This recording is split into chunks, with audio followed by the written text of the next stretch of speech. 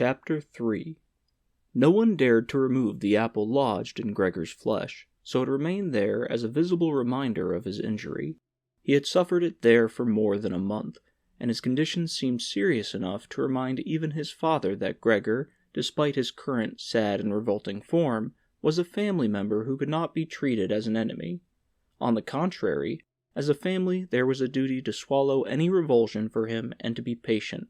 Just to be patient.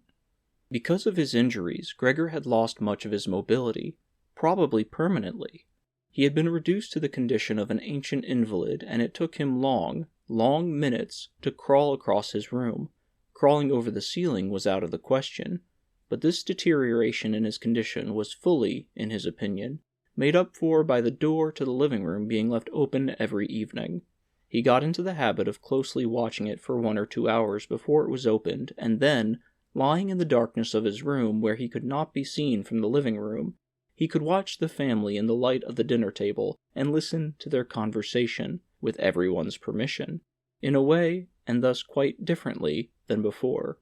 They no longer held the lively conversations of earlier times, of course, the ones that Gregor always thought about with longing when he was tired and getting into the damp bed in some small hotel room. All of them were usually very quiet nowadays. Soon after dinner his father would go to sleep in his chair. His mother and sister would urge each other to be quiet. His mother, bent deeply under the lamp, would sew fancy underwear for a fashion shop. His sister, who had taken a sales job, learned shorthand and French in the evening so that she might be able to get a better position later on. Sometimes his father would wake up and say to Gregor's mother, "You're doing so much sewing again today," as if he did not know that he had been dozing, and then he would go back to sleep again while his mother and sister would exchange a tired grin. With a kind of stubbornness, Gregor's father refused to take his uniform off even at home. While his nightgown hung unused on its peg, Gregor's father would slumber where he was, fully dressed, as if always ready to serve, and expecting to hear the voice of his superior even here. The uniform had not been new to start with, but as a result of its slowly becoming even shabbier despite the efforts of Gregor's mother and sister to look after it, Gregor would often spend the whole evening looking at all the stains on his coat, with its gold buttons, always kept polished and shiny, while the old man in it would sleep, highly uncomfortable, but peaceful. As soon as it struck 10, Gregor's mother would speak gently to his father to wake him and try to persuade him to go to bed, as he couldn't sleep properly where he was, and he really had to get his sleep if he was to be up at 6 to get to work. But since he had been in work, he had become more obstinate, and would always insist on staying longer at the table, even though he regularly fell asleep, and it was then harder than ever to persuade him to exchange the chair for his bed. Then, however much mother and sister would importune him with little reproaches and warnings, he would keep slowly shaking his head for a quarter of an hour with his eyes closed and refusing to get up. Gregor's mother would tug at his sleeve, whisper endearments into his ear. Gregor's sister would leave her work to help her mother, but nothing would have any effect on him. He would just sink deeper into his chair. Only when the two women took him under the arms, he would abruptly open his eyes, look at them one after the other, and say, "What a life! This is what peace I get in my old age." And supported by the two women, he would lift himself up carefully, as if he were carrying the greatest load himself, let the women take him to the door, send them off, and carry on by himself, while Gregor's mother would throw down her needle and his sister her pen, so that they could run after his father and continue being of help to him. Who in this tired and overworked family would have had time to give more attention to Gregor than was absolutely necessary? The household budget became even smaller, so now the maid was dismissed. An enormous, thick-boned charwoman with white hair that flapped around her head came every morning and evening to do the heaviest work. Everything else was looked after by Gregor's mother on top of the large amount of sewing work she did. Gregor even learned, listening to the evening conversation about what price they had hoped for, that several items of jewelry belonging to the family had been sold, even though both mother and sister had been very fond of wearing them at functions and celebrations. But the loudest complaint was that although the flat was much too big for their present circumstances, they could not move out of it. There was no imaginable way of transferring Gregor to the new address. He could see quite well, though, that there were more reasons than consideration for him that made it difficult for them to move. It would have been quite easy to transport him in any suitable crate with a few air holes in it.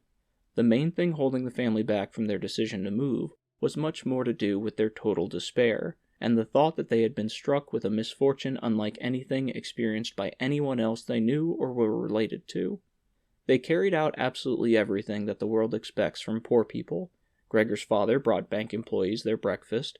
His mother sacrificed herself by washing clothes for strangers. His sister ran back and forth behind her desk at the behest of the customers. But they did not have the strength to do any more. And the injury in Gregor's back began to hurt as much as when it was new. After they had come back from taking his father to bed, Gregor's mother and sister would now leave their work where it was and sit close together, cheek to cheek. His mother would point to Gregor's room and say, "Close that door, Grete." And then, when he was in the dark again, they would sit in the next room and their tears would mingle, or they would simply sit there dry-eyed at the table. Gregor hardly slept at all, either night or day. Sometimes he would think of taking over the family's affairs, just like before, the next time the door was opened. He had long forgotten about his boss and the chief clerk, but they would appear again in his thoughts. The salesman and the apprentices, that stupid tea-boy, 2 or 3 friends from other businesses, one of the chambermaids from a provincial hotel, a tender memory that appeared and disappeared again, a cashier from a hat shop for whom his attention had been serious but too slow. All of them appeared to him, mixed together with strangers and others he had forgotten, but instead of helping him and his family, they were all of them inaccessible, and he was glad when they disappeared. Other times he was not at all in the mood to look after his family. He was filled with simple rage about the lack of attention he was shown, and although he could think of nothing he would have wanted, he made plans of how he could get into the pantry where he could take all those things he was entitled to, even if he was not hungry. Gregor's sister no longer thought about how she could please him, but would hurriedly push some food or other into his room with her foot before she rushed out to work in the morning, and at midday, and in the evening she would sweep it away again with the broom, indifferent as to whether it had been eaten, or, more often than not, had been left totally untouched. She still cleared up the room in the evening, but now she could not have been any quicker about it. Smears of dirt were left on the walls. Here and there were little balls of dust and filth. At first, Gregor went into one of the worst of these places when his sister arrived as a reproach to her, but he could have stayed there for weeks without his sister doing anything about it. She could see the dirt as well as he could, but she happily simply decided to leave him to it. At the same time, she became touchy in a way that was quite new for her, and which everyone in the family understood. Cleaning up Gregor's room was for her and her alone. Gregor's mother did once thoroughly clean his room, and needed to use several bucketfuls of water to do it, although that much dampness also made Gregor ill, and he lay flat on the couch, bitter and immobile. But his mother was to be punished still more for what she had done, as hardly as his sister arrived home in the evening than she noticed the change in Gregor's room and, highly aggrieved, ran back into the living room where, despite her mother's raised and imploring hands, she broke into convulsive tears. Her father, of course, was startled out of his chair, and the 2 parents looked on astonished and helpless. Then they, too, became agitated. Gregor's father, standing to the right of his mother, accused her of not leaving the cleaning of Gregor's room to his sister. From her left, Gregor's sister screamed at her that she was never to clean Gregor's room again, while his mother tried to draw his father, who was beside himself with anger, into the bedroom. His sister, quaking with tears, thumped on the table with her small fists, and Gregor hissed in anger that no one had even thought of closing the door to save him the sight of this and all its noise. Gregor's sister was exhausted from going out to work, and looking after Gregor as she had done before was even more work for her.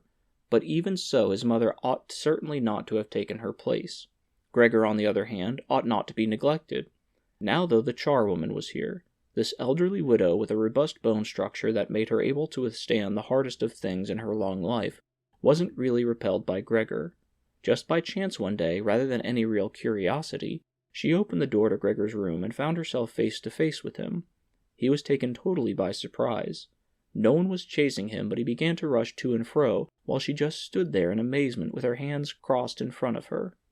From then on she never failed to open the door slightly every evening and morning and look briefly in on him. At first she would call to him as she did so with words that she probably considered friendly, such as, "Come on then, you dung beetle," or, "Look at the old dung beetle there." Gregor never responded to being spoken to in that way, but just remained where he was without moving as if the door had never even been opened. If only they had told this charwoman to clean up his room every day, instead of letting her disturb him for no reason whenever she felt like it. One day, early in the morning, while a heavy rain struck the window panes, perhaps indicating that spring was coming, she began to speak to him in that way once again. Gregor was so resentful of it that he started to move toward her. He was slow and infirm, but it was like a kind of attack. Instead of being afraid, the charwoman just lifted up one of the chairs from near the door and stood there with her mouth open, clearly intending not to close her mouth until the chair in her hand had been slammed down into Gregor's back. "Aren't you coming any closer, then?" she asked when Gregor turned round again, but she calmly put the chair back in the corner. Gregor had almost entirely stopped eating. Only if he happened to find himself next to the food that had been prepared to him, he might take some of it into his mouth to play with, leave it there for a few hours, and then, more often than not, spit it out again.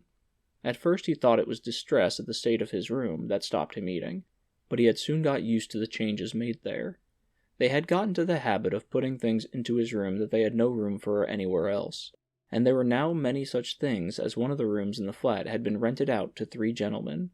These earnest gentlemen, all 3 of them had full beards, as Gregor learned peering through the crack in the door one day, were painfully insistent on things being tidy.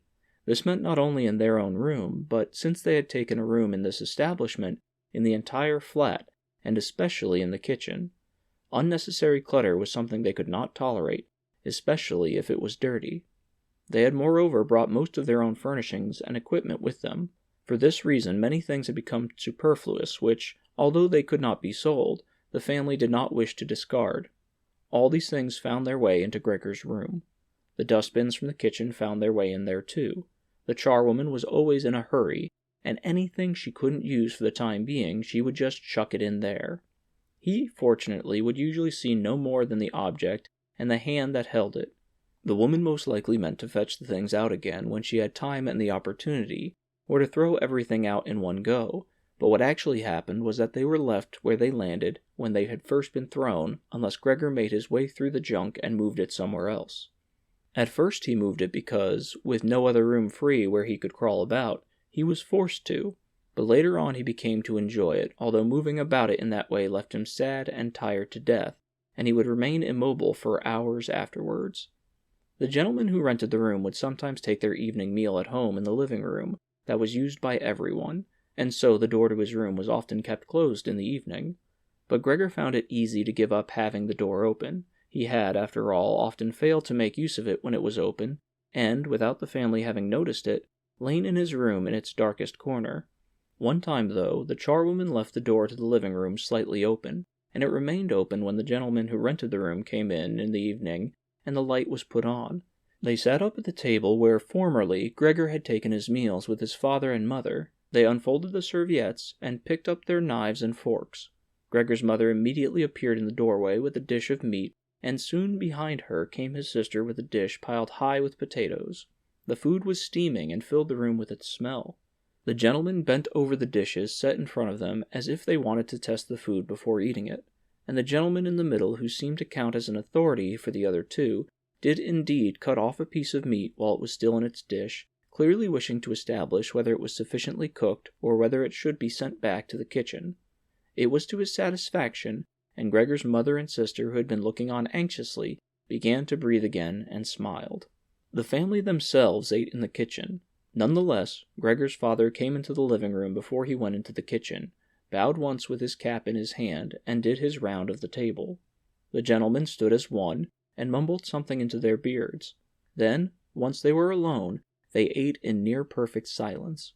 It seemed remarkable to Gregor that above all the various noises of eating, their chewing teeth could still be heard, as if they had wanted to show Gregor that you need teeth in order to eat, and it was not possible to perform anything with jaws that are toothless, however nice they may be. "I'd like to eat something," said Gregor anxiously, "but not anything like they're eating. They do feed themselves, and here I am, dying."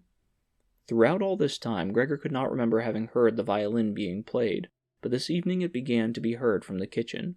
The 3 gentlemen had already finished their meal.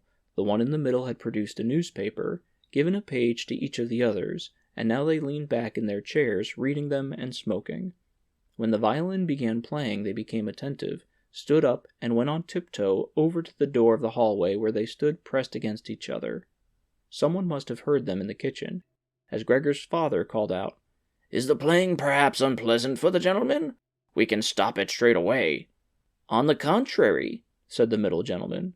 "Would the young lady like to come in and play for us here in the room, where it is, after all, much more cozy and comfortable?" "Oh, yes, we'd love to," called back Gregor's father, as if he had been the violin player himself.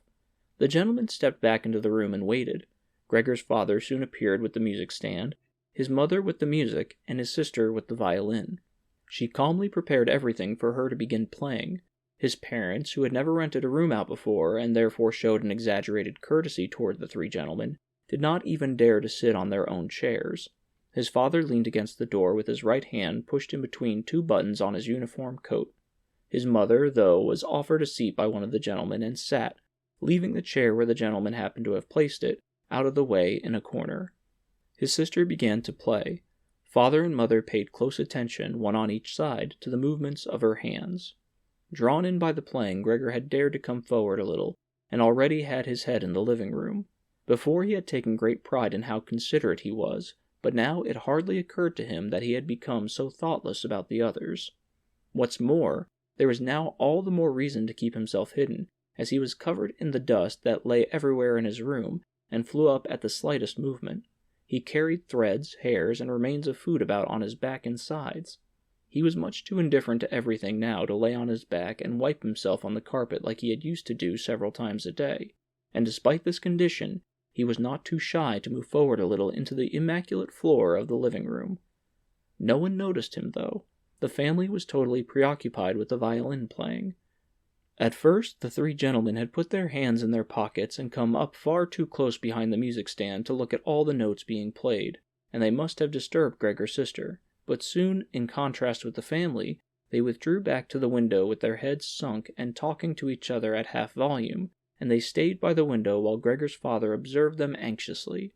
It really now seemed very obvious that they had expected to hear some beautiful or entertaining violin playing, but had been disappointed, that they had enough of the whole performance, and it was only now out of politeness that they allowed their peace to be disturbed. It was especially unnerving the way they all blew the smoke from their cigarettes, upwards from their mouth and noses. Yet Gregor's sister was playing so beautifully. Her face was leant to one side, following the lines of music with a careful and melancholy expression.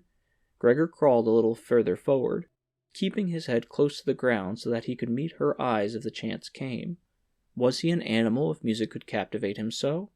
It seemed to him that he was being shown the way to the unknown nourishment he had been yearning for. He was determined to make his way forward to his sister and tug at her skirt to show her she might come into his room with her violin, as no one appreciated her playing here as much as he would. He never wanted to let her out of his room, not while he lived anyway. His shocking appearance should, for once, be some use to him. He wanted to be at every door of his room at once and hiss and spit at the attackers. His sister should not be forced to stay with him, though, but stay of her own free will. She would sit beside him on the couch with her ear bent down to him while he told her how he had always intended to send her to the conservatory, how he would have told everyone about it last Christmas. Had Christmas really come and gone already? If this misfortune hadn't got in the way, and refused to let anyone dissuade him from it. On hearing all this, his sister would break out in tears of emotion, and Gregor would climb up to her shoulder and kiss her neck, which, since she had been going out to work, she had kept free without any necklace or collar. "Mr. Samsa," shouted the middle gentleman to Gregor's father, pointing, without wasting any more words, with his forefinger at Gregor as he slowly moved forward. The violin went silent. The middle of the three gentlemen first smiled at his two friends, shaking his head, and then looked back at Gregor. His father seemed to think it more important to calm the three gentlemen before driving Gregor out, even though they were not at all upset, and seemed to think Gregor was more entertaining than the violin playing had been.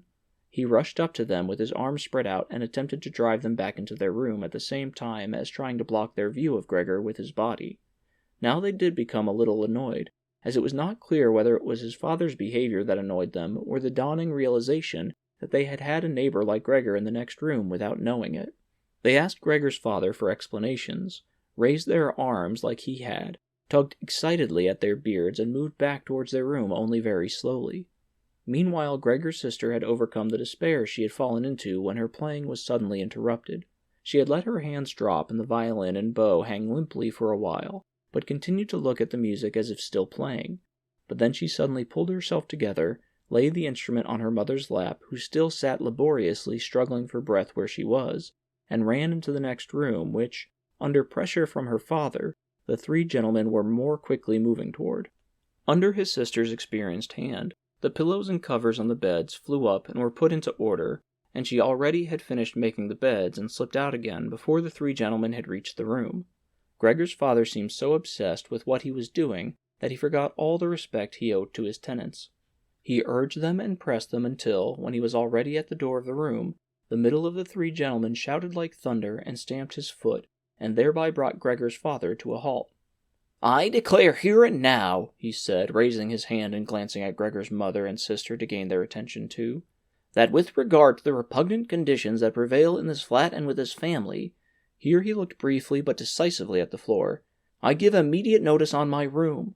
For the days I have been living here I will, of course, pay nothing at all.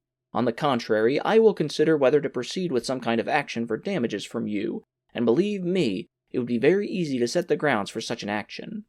He was silent and looked straight ahead as if waiting for something, and indeed his two friends joined in with the words, "And we also give immediate notice." With that he took hold of the door handle and slammed the door. Gregor's father staggered back to his seat, feeling his way with his hands, and fell into it. It looked as if he was stretching himself out for his usual evening nap, but from the uncontrolled way his head kept nodding it could be seen that he was not sleeping at all. Throughout all this, Gregor had lain still where the three gentlemen had first seen him.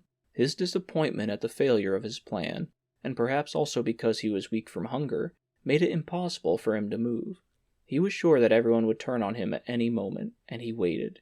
He was not even startled out of his state when the violin on his mother's lap fell from her trembling fingers and landed loudly on the floor.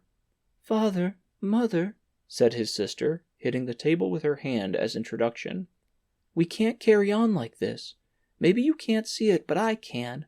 I don't want to call this monster my brother. All I can say is, we have to try and get rid of it.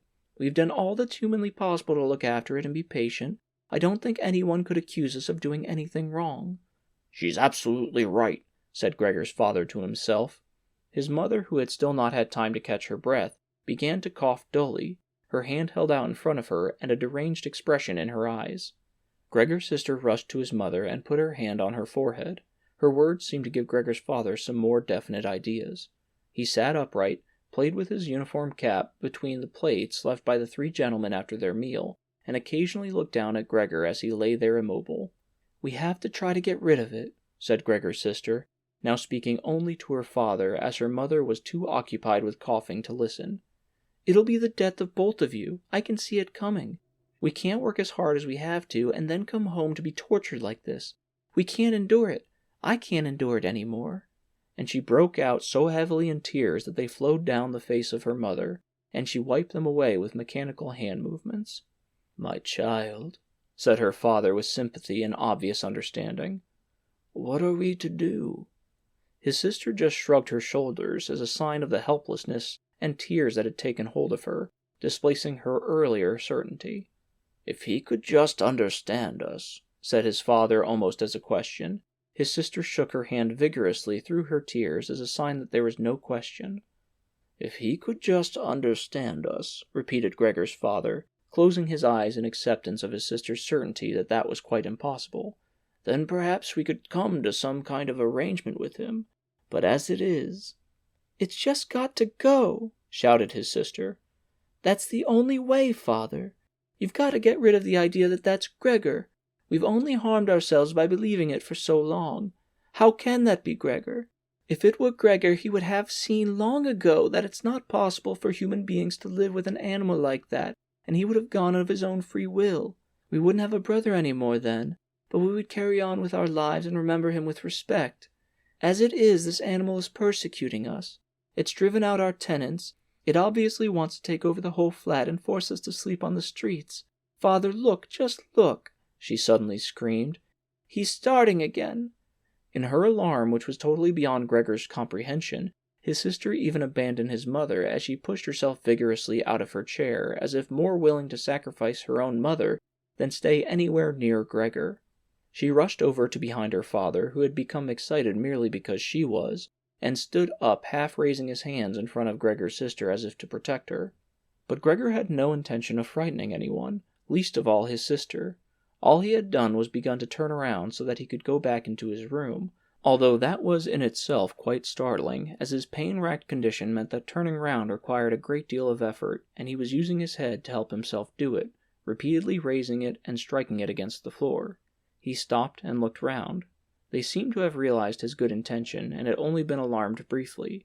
Now they all looked at him in unhappy silence. His mother lay in her chair with her legs stretched out and pressed against each other, her eyes nearly closed with exhaustion. His sister sat next to his father with her arms around his neck. "Maybe now they'll let me turn round," thought Gregor, and went back to work. He could not help panting loudly with the effort, and sometimes had to stop and take a rest. No one was making him rush any more. Everything was left up to him. As soon as he had finally finished turning round, he began to move straight ahead. He was amazed at the great distance that separated him from his room, and could not understand how he covered that distance in his weak state a little while before, and almost without noticing it. He concentrated on crawling as fast as he could, and hardly noticed that there was not a word, not any cry, from his family to distract him. He did not turn his head until he had reached the doorway. He did not turn it all the way round, as he felt his neck becoming stiff, but it was none the less enough to see that nothing behind him had changed. Only his sister had stood up. With his last glance, he saw that his mother had now fallen completely asleep. He was hardly inside his room before the door was hurriedly shut, bolted, and locked. The sudden noise behind Gregor so startled him that his little legs collapsed under him. It was his sister who had been in so much of a rush. She had been standing there waiting and sprung forward lightly. Gregor had not heard her coming at all, and as she turned the key in the lock she said loudly to her parents, "At last!" "What now, then?" Gregor asked himself, as he looked round in the darkness. He soon made the discovery that he could no longer move at all. This was no surprise to him. It seemed rather that being able to actually move around on those spindly little legs until then was unnatural. He also felt relatively comfortable. It is true that his entire body was aching, but the pain seemed to be slowly getting weaker and weaker, and would finally disappear altogether. He could already hardly feel the decayed apple in his back, or the inflamed area around it, which was entirely covered in white dust. He thought back of his family with emotion and love. If it was possible, he felt that he must go away even more strongly than his sister. He remained in this state of empty and peaceful rumination until he heard the clock tower strike 3 in the morning. He watched as it slowly began to get light everywhere outside the window too. Then, without his willing it, his head sank down completely, and his last breath flowed weakly from his nostrils. When the cleaner came in early in the morning, they'd often asked her not to keep slamming the doors, but with her strength and in her hurry, she still did, so that everyone in the flat knew when she'd arrived, and from then on it was impossible to sleep in peace. She made her usual brief look in on Gregor, and at first found nothing special. She thought he was laying there so still on purpose, playing the martyr. She attributed all possible understanding to him. She happened to be holding the long broom in her hand, so she tried to tickle Gregor with it from the doorway. When she had no success with that, she tried to make a nuisance of herself and poked at him a little, and only when she found she could shove him across the floor with no resistance at all did she start to pay attention. She soon realized what had really happened, opened her eyes wide, whistled to herself, but did not waste time to yank open the bedroom doors and shout loudly into the darkness of the bedrooms. "Come and have a look at this! It's dead, just lying there! Stone dead!" Mr. and Mrs. Sampsa sat upright there in their marriage bed, and had to make an effort to get over the shock caused by the cleaner before they could grasp what she was saying. But then, each from his own side, they hurried out of bed. Mrs. Sampsa just came out in her nightdress, and that is how they went into Gregor's room. On the way they opened the door to the living room where Grete had been sleeping since the 3 gentlemen had moved in. She was fully dressed as if she had never been asleep, and the paleness of her face seemed to confirm this. "Dead?" asked Mrs. Sampsa, looking at the charwoman inquiringly, even though she could have checked for herself, and could have known it without even checking. "That's what I said," replied the cleaner, and to prove it she gave Gregor's body another shove with the broom, sending it sideways across the floor. Mrs. Samsa made a movement as if she wanted to hold back the broom, but did not complete it.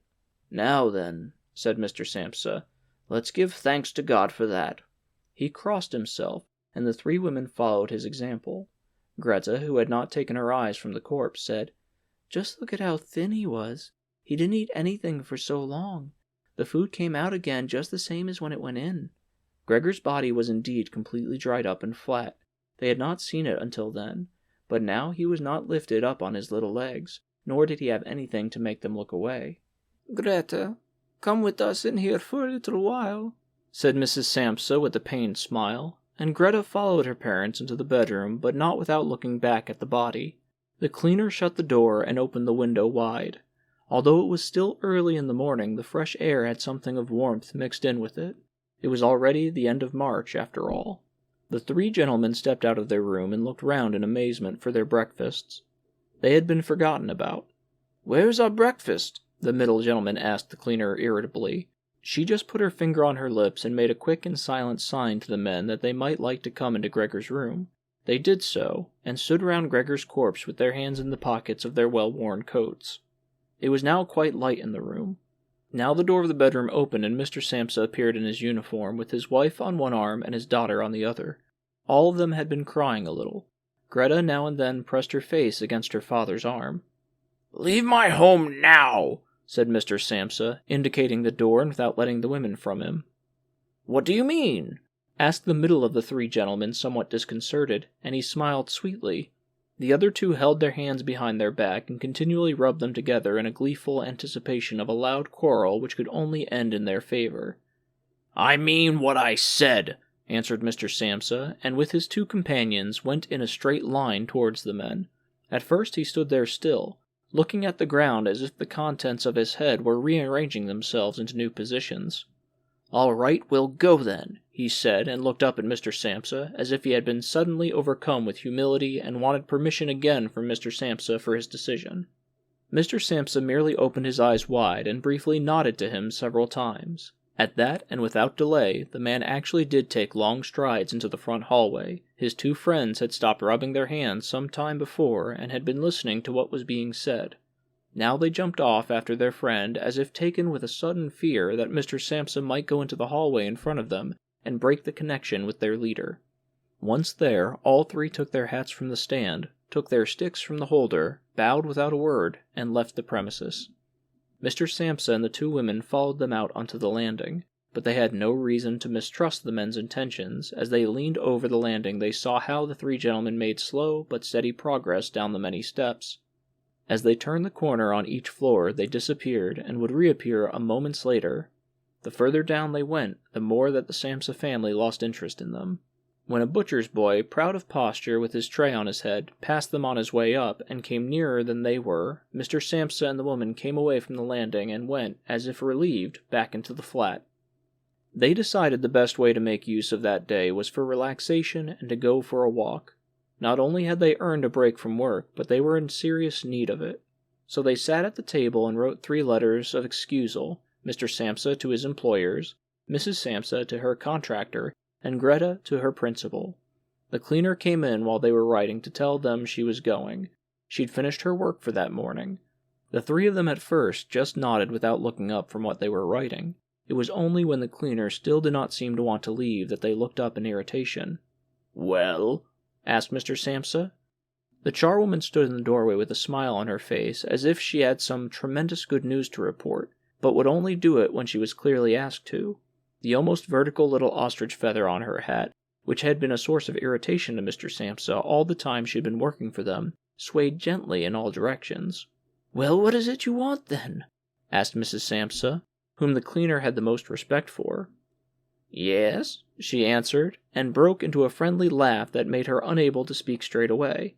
"Well, then, that thing in there, you needn't worry about how you're going to get rid of it.